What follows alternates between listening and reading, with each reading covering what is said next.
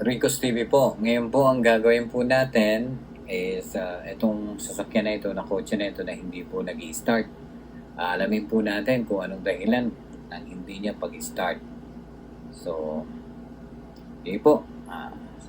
Simulan na natin kung ano ang dahilan bakit hindi ito nag-start. Punta po tayo sa loob. Subukan natin. Tingnan po natin kung ano ibibigay sa atin ng dashboard. So, subukan po natin. Insert ang key. Subukan natin start po ito. Kung mag-start pa, para malaman lang po natin sa instrument cluster kung ano yung ibibigay sa atin. Yan po. Wala na eh. Ano, tingnan nyo po. Start position. Wala na po talaga. Give it clicking eh. Wala po eh. Ayan. Ulit. Start. Wala pa rin. So, we have okay. Problem po na. Tingnan po natin ang baterya po muna na ito. Kasi hindi kayang magpa-start at saka yan, tingnan din natin ang overhead. Overhead lang. Naninilaw po. Naninilaw sila. That indicates po mahina ang kuryente. So, dapat lang po natin munang tingnan ang baterya. Naninilaw po yung mga lamp natin sa overhead. That indicates po na mahina po ang kuryente. So, checkin po natin ang baterya. Unang-una po, tingnan po natin yung baterya po, anong estado ng baterya para malaman natin kung may iba bang problema. So, yun po, punta po tayo ron para ma-check natin.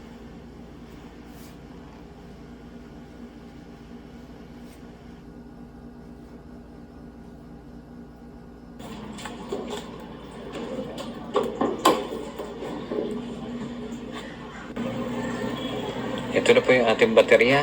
Titingnan po natin kung anong meron ditong pang-charge na natitira or anything. Kasi po hindi na nga umi-start.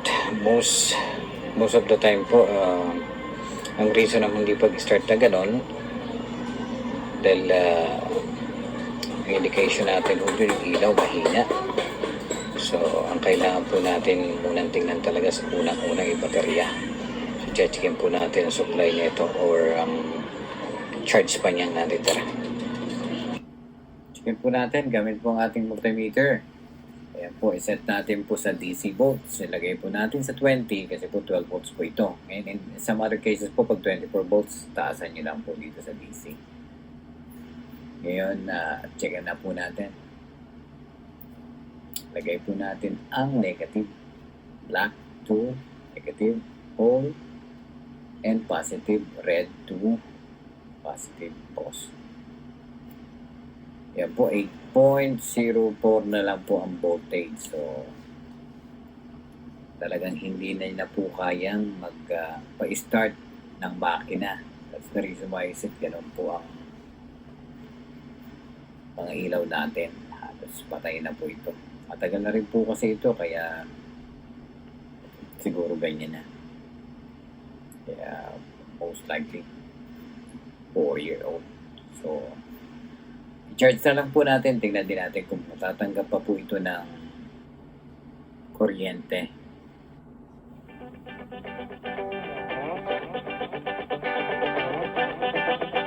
Ito po, i-charge na po natin ang baterya natin para malaman natin.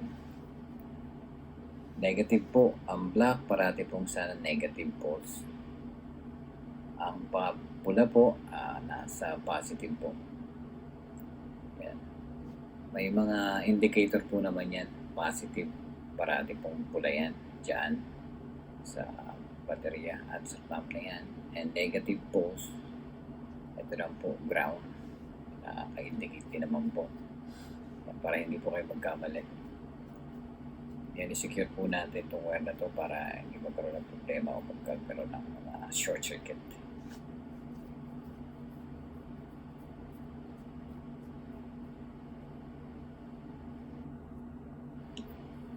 Yan po, pagkalipas po ng 1 hour,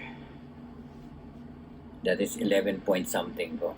Tumanggap pa rin po ng kuryente yung baterya, pero discharge pa rin po yan kasi dapat nasa 12 kasi 12.6 o mas mataas pa 12.7 to 8. Yan po kasi yung proper. Malabo po itong baka pagpa-start still discharge pa rin po yan. Kasi ang 12 guys, ano na lang 25%.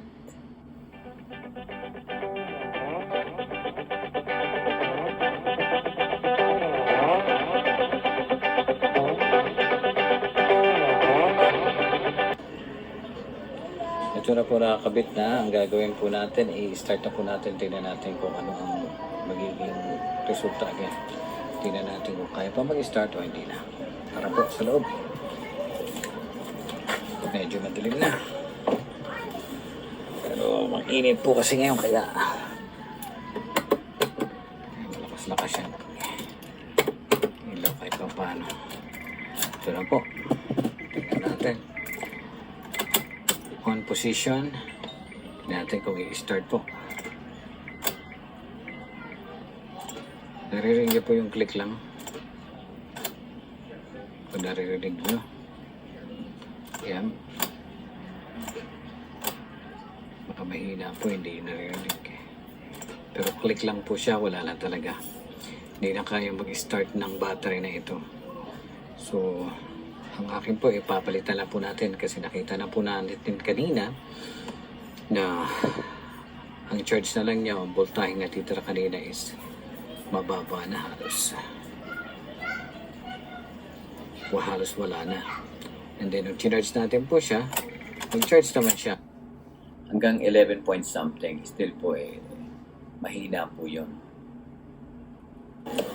Discharge pa rin po kasi ang dapat charge talaga, isang maayos na battery pa, is 12 pataas. Ang 12 is 25%.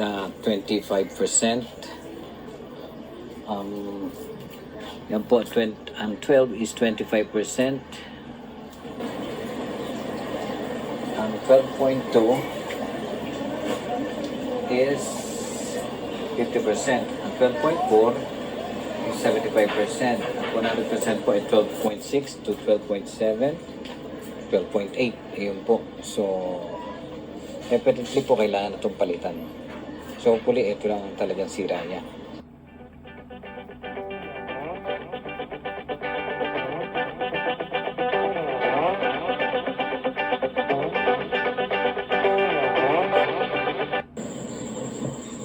Ito na po yung baterya natin, nakakabit na po. Ngayon po, titingnan po muna natin. Susukatin po natin yung kanyang charge. Bago na po ito. Pati ang connection po, checkin din po natin para sigurado tayong na ang kanyang negative. Maganda ang connection from negative pole to the wire. And yung positive pole to the wire. Check upin din po natin para sigurado po tayo. So,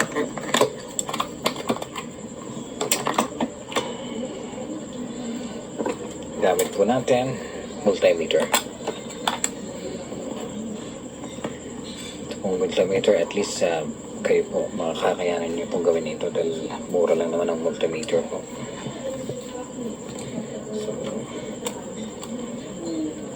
Anybody can afford a multimeter.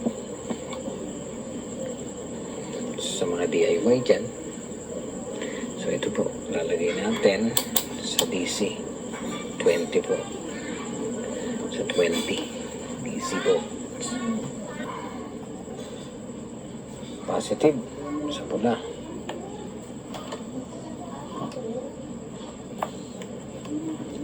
Ang negative po, yung block leads sa negative din po. Ayan po ang reading ng magandang klaseng battery. Ang magandang kondisyon ng battery is 12.7. 12.6 okay na nga po eh. Pero 12.7 po ito. So, ibig sabihin ang ganda po ng battery ito. Gawa ng bago nga po.